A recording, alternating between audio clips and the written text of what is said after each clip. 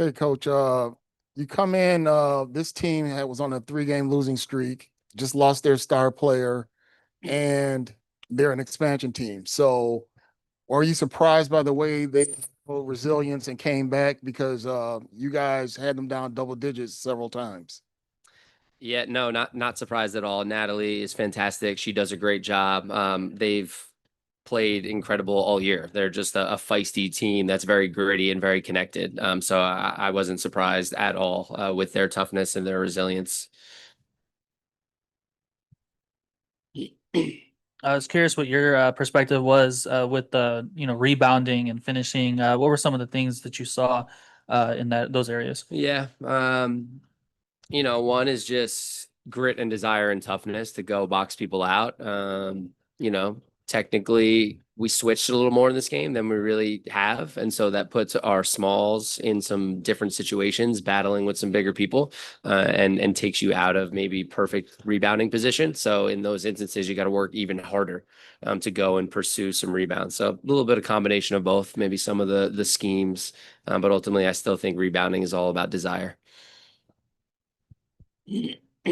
Hey, coach, you touched on this a bit earlier, talking about putting Haley at the five. This is her third consecutive game with double digits. So can you talk a little bit more about her growing role on this team and what she can do to help you guys in the future? Yeah, just appreciate her level-headedness first that she spoke to, but the pace that she generates with our offense, and then to be able to play make and facilitate from the post position. Just gives us another layer to our offense and another dynamic. So yeah, encouraged by everything that she brings. Okay, we'll go to Zoom. Rob, if you'd like to start us off. Thank you. Rob Youngson from the podium finish. Coach, while the result wasn't what you wanted, these road games are feeling more within reach. And Paige just mentioned a bit ago how the team can fix the little things. So, from your perspective, what does that say about the growth and progress of this young roster as it continues learning how to close out these games?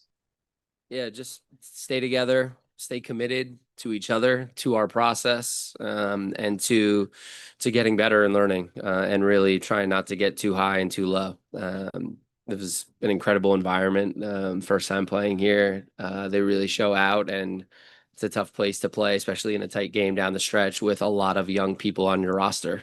So yeah, just continue to stick together. Here we go. Last one to Christian.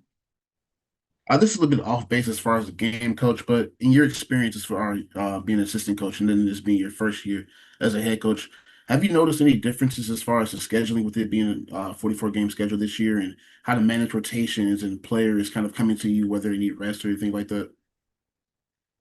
Yeah, I think wasn't in the league last year. I think the last time I was in the league was 36 games. So it's quickly added four and then four more.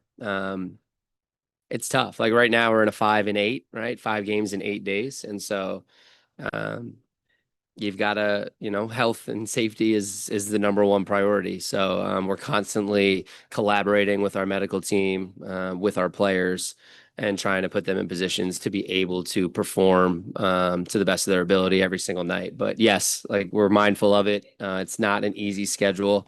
And so, there's days when players may need to just take the whole day off and on strict minute limits. And so those are conversations that are had, and just another layer to your coaching in terms of, okay, who's available, are there minute restrictions, how does that impact rotations and subbing? So it just adds another layer when you're planning for games and trying to prepare.